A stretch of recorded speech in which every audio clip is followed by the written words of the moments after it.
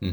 Hello guys, this is Toboiders and this is my second tutorial on Unity 3D programming. So let's begin. In this tutorial I'm going to show you how to make a multiplayer game. It's not the best way of doing it, but it's a starting point for some of us. So open a new scene in Unity 3D, make a new C# screen, a C# script, and name it. I'll call mine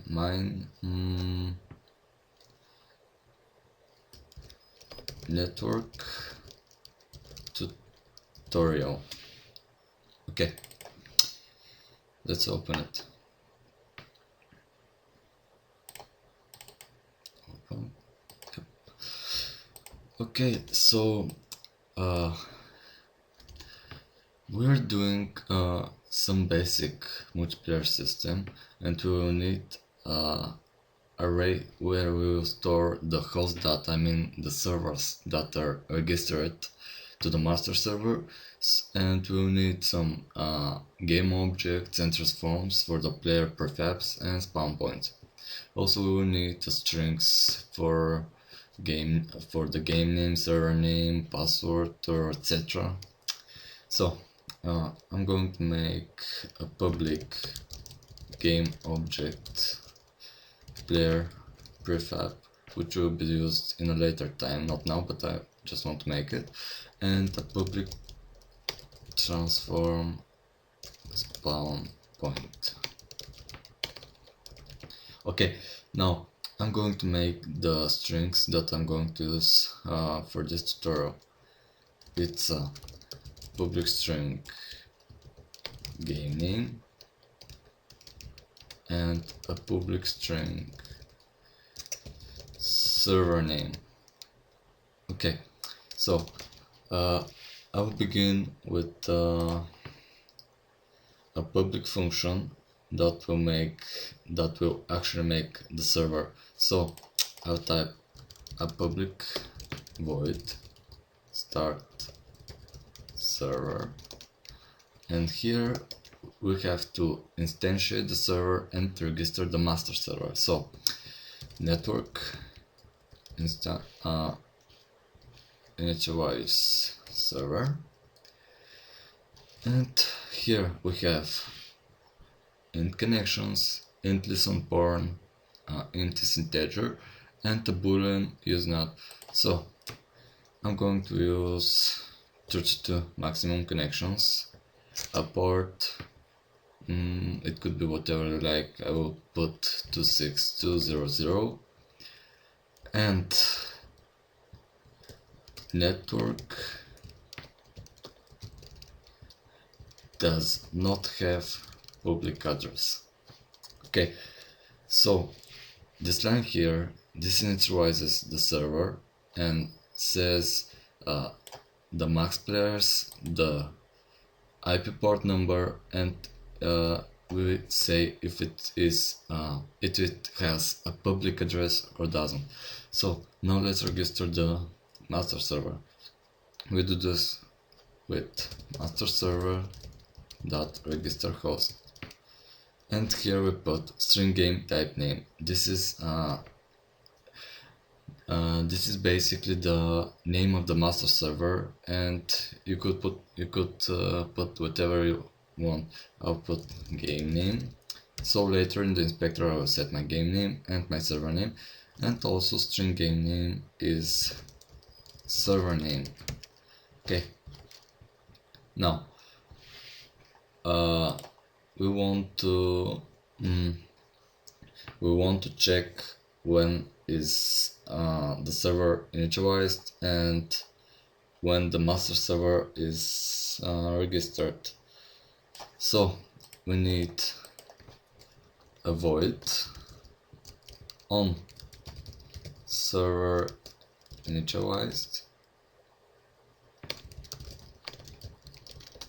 and here I just want to test if it's doing its work. So debug dot log server initializing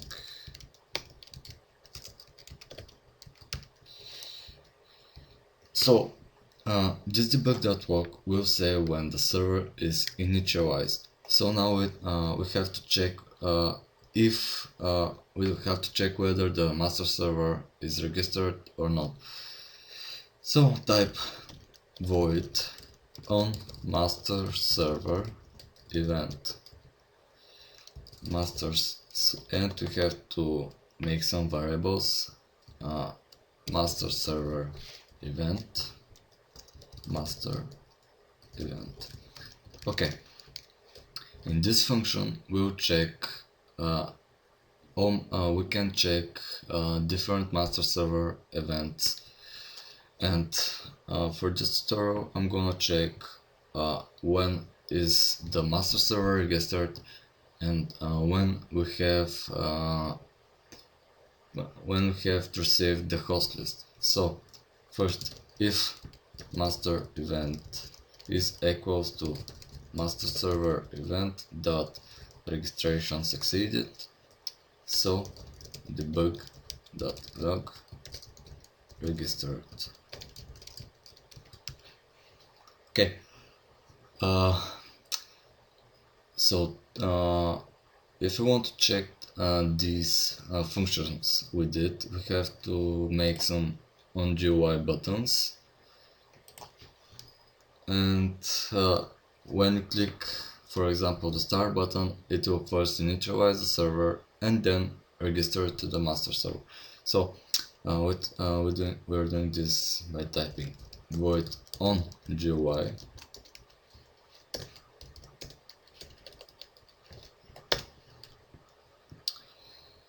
and here if GUI dot button or I'll make it more simple for the tutorial. GUI layout dot button start server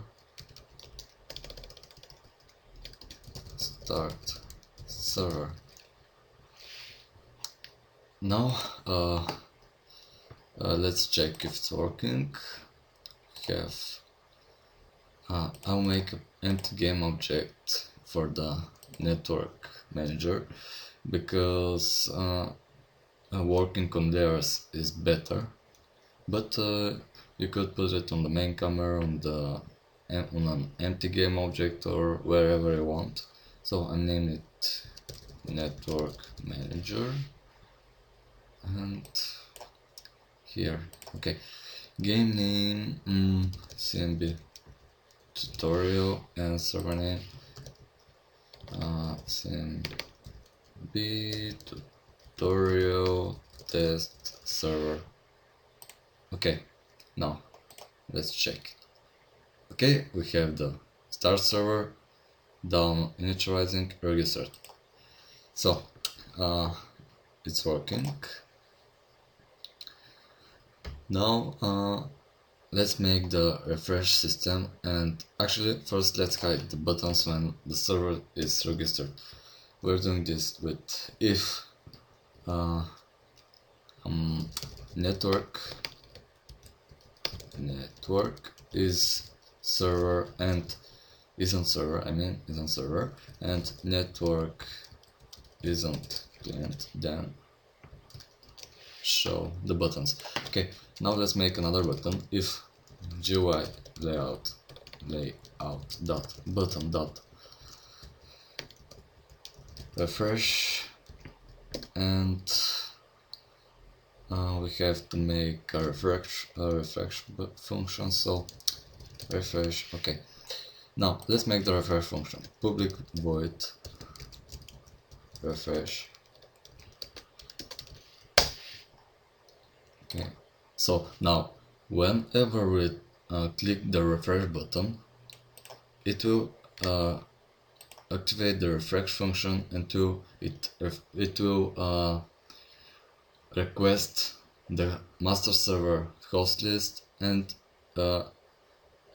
when we receive it, a button will show up with the server name, and when you click it, it will connect to the server. So let's say master server dot request host list game name.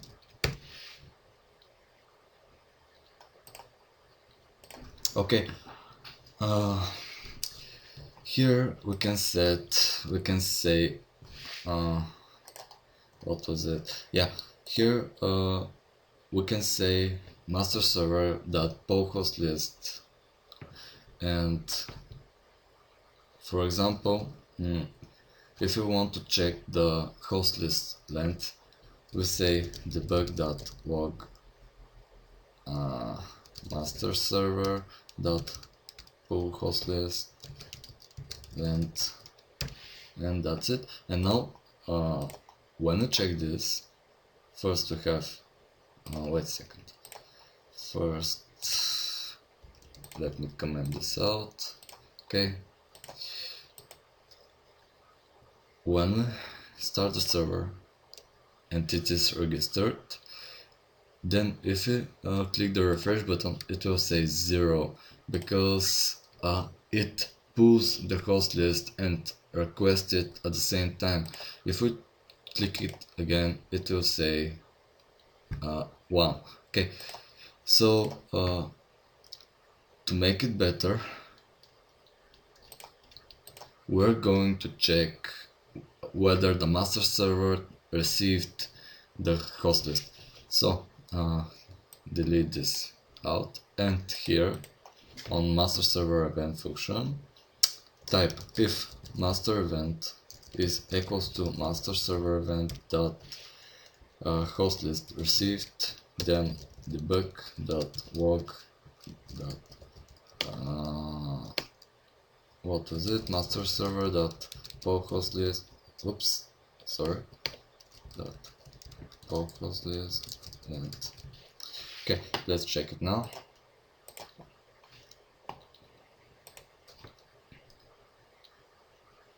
Start server, oops, sorry, I forgot to comment this out.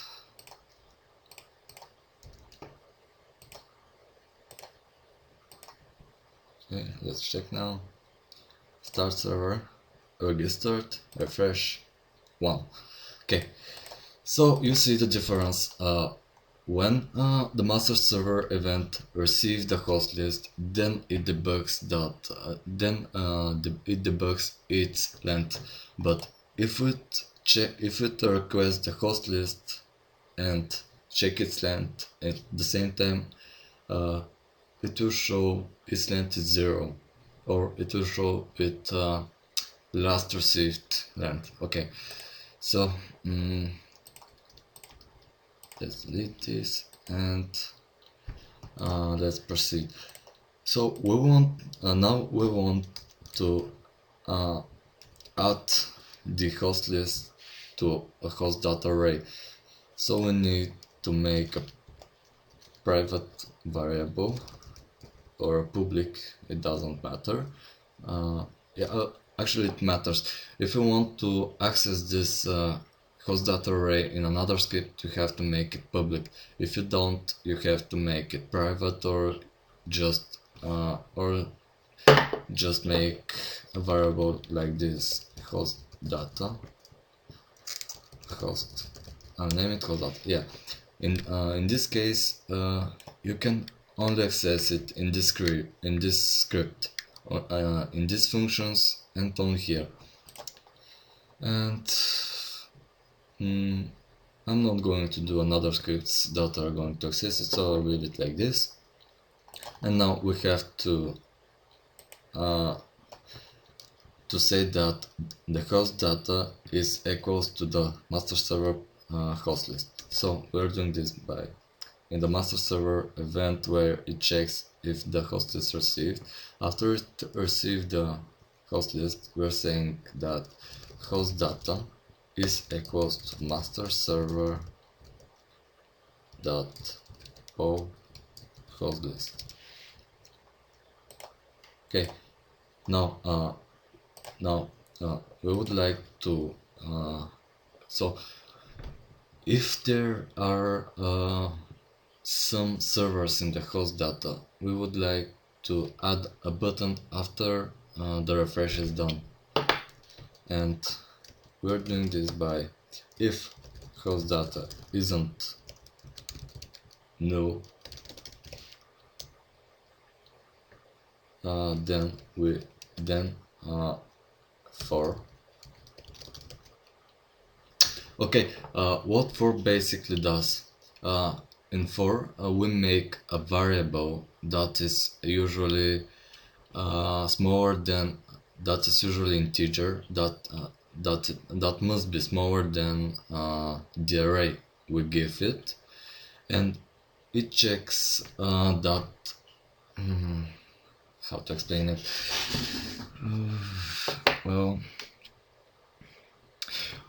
Well, it checks the integer.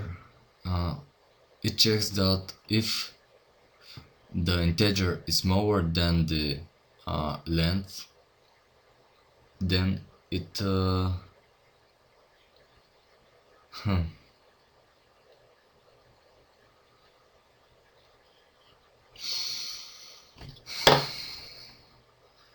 sorry. Yeah, what it basically do is checks if the integer is smaller than the length of the array, and if it's smaller, it boosts the integer with 1 or more. It depends on how many you want, and it shows as many in this example as many buttons as the integer is. So we put int I equals to 0. I is smaller than the host data dot length, and I plus plus. So we have an integer I.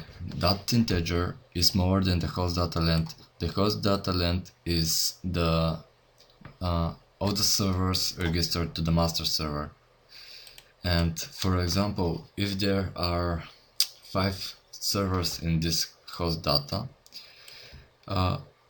it will continue to increase the int until it gets the host data length, and it will add as many buttons as the length of the array is. So as I said, if there are 5 servers, it will add 5 buttons. Okay, now if let's make a button. If GUI dot button, or I made the first one GUI layout, so if GUI layout dot button host data y dot game name,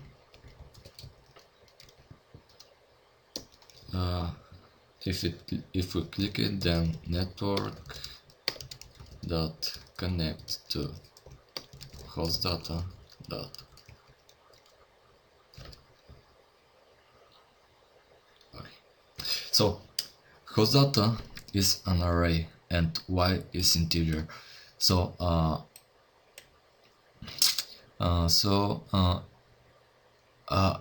if you want to know which button for which server is, we say that host data and the integer. So that means if the integer is 2, it will show the third server in the host data length, and host data I dot game name is the exact name of the third server in the host data array. Then we want to connect to it when the button is clicked. Sorry guys if I can't explain it good, but I'm doing my best. So yeah. Now we want to check whether the no, we don't want to check. So when we click the button that connects us to the server, we want us to spawn the player and allow us to move around, jump, and do whatever we allow the player to do. And also we would like to see each other. So we need to make another function, void on nope, unconnected to server, spawn, nope, just spawn, delete this W here, okay, and we would like also to do it in the, oops, yeah, we would like to do it in the server initialized. Okay, now we need the public function spawn, public void spawn, network instantiate. So here is it. When we want to spawn something, we use instantiate. So to instantiate a game object, we need a prefab, its vector tree position, quaternion rotation, and the integer group. So earlier we made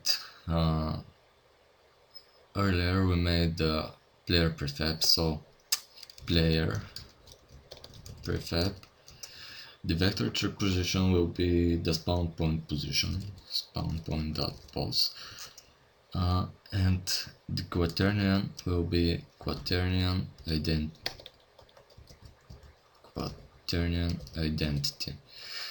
What quaternion identity is? It's zero rotation, and for the group I'll put 0. Okay, now let's set up a basic scene with a plane and a basic character. So you go where the scene is, create plane. I will zero it out, and now I will add directional light, oops, a directional light and a capsule. Also an empty game object called spawn point, which I will also zero out and move a little bit in the air, because if it spawned the character,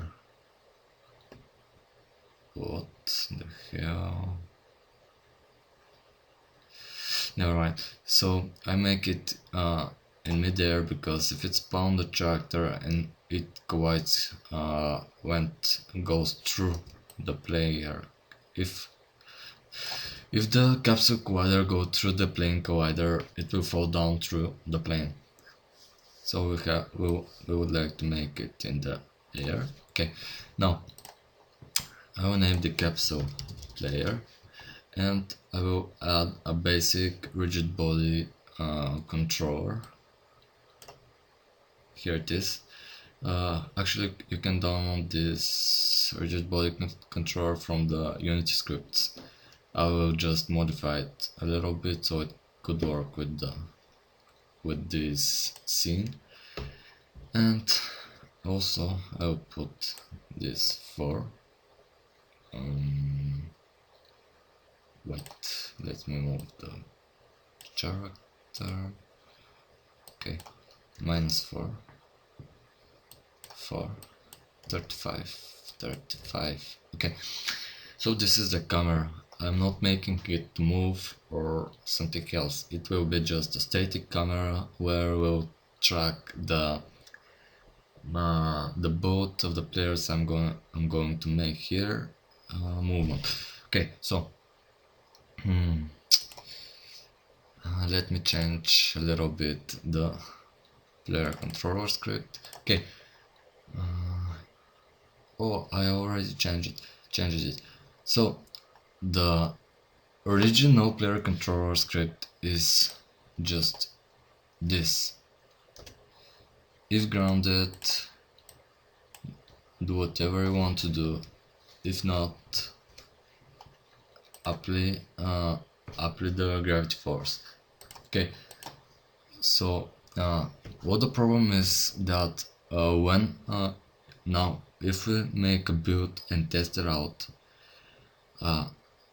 the editor or the build will move both of the players. So that's a problem, and we would like to um, change that. To do it, we add a simple if statement where we check if network view is mine, then we control the player. Okay. Now, because we want to spawn a prefab, you would like to drag the player object into the project folder and make it a prefab. I'm gonna delete from here, open the network manager, assign the player prefab and the spawn point. So now when I start and hit start server, we have, oops, I forgot, we're making a multiplayer game, and through the player there goes a lot of network components, so we need to attach a network view script to it. Let's test it now. Start server. Okay, it's done. You see this? We can move around, we can jump and do whatever we want to do. Let's make a build. One thing to say, if you want the build to run properly, you would like to go to the player settings and check run in background, so that when you minimize or click on another window, the server won't stop, or the client. Okay, now build and run. Build.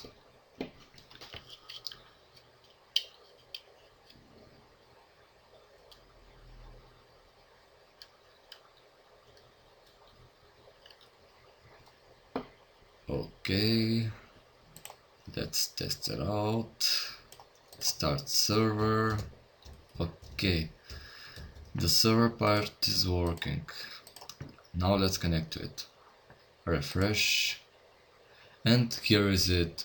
Don't mind the direct changing of the buttons. It happens because I set it to GUI layout. Now this is the button that connects us to the server. It says CMB tutorial test server. Let's check it, click it, and now we can move around. You see? Oh, there's also another thing that is wrong. When you collide with another rigid body, it glitches and gives some bugs. I don't know why that happens. Maybe it's because of the rigid body. Maybe that is from the player controller I'm currently using. I don't know. If I find the fix, I will post it up in the description. And now we see two players, and they're both walking and jumping, and everything seems to work good. Now if you want to know which player is yours and which is not, you are simply going to the player controller script, and right after the if statement, which checks whether the controller is yours or not, type renderer material.color is equals to color dot, for example, red. And now let's build it again.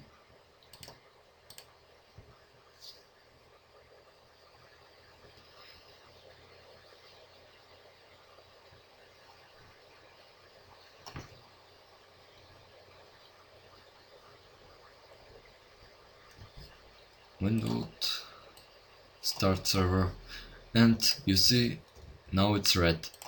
If you connect, refresh, connect, now here is it. So what I basically did, I covered your player, I mean mine player. So all the other players are in different color. For example, their material color, which is white, and my player is in red color. Here you see you can move around, you can jump, and everything seems to work as it should work. Okay, so that's it for today, guys. I hope I helped you a little bit. This is not the best way of doing a multiplayer, but as I said at the beginning, it's a starting point for some of us. And if you would like to make an advanced multiplayer tutorial, just let me know in the comments and I'll do it. Okay guys, bye.